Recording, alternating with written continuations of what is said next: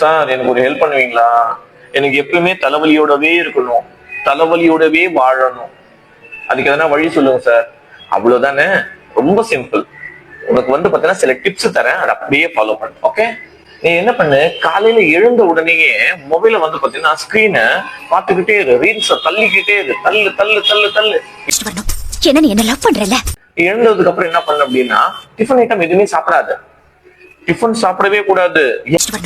என்ன நீ என்ன லவ் பண்றல? தண்ணி தப்பி தவறி கூட குடிச்சிட போற ஒரு நாளைக்கு.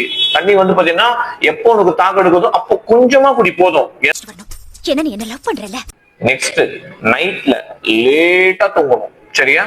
எப்படி பார்த்தாலும் அந்த மொபைல வந்து நீ வந்து ஸ்கிரீனை தள்ளி தள்ளி தள்ளி உன் கைரேகை அழிஞ்சி, அதுக்கப்புறம் வந்து பாத்தீங்கன்னா அந்த அந்த மொபைல் வந்து அந்த சார்ஜர் எல்லாம் காஞ்சி அது செத்து போனதுக்கு அப்புறம் நீ வந்து பாத்தீங்கன்னா படுக்க போகணும். என்ன நீ என்ன லவ் பண்றல?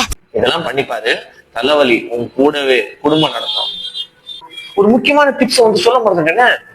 இதனா ஒரு ஊர்ல பிரச்சனை அப்படின்னா, உன் ஆபீஸ்ல இல்ல வேற எங்கன்னா ஒரு பிரச்சனை அப்படின்னா, அது தூக்கி போட்டு திங்க் பண்ணிக்கிட்டே இரு, விட்டுக்க விடாத, கண்டினியூவா திங்க் பண்ணிக்கிட்டே இரு.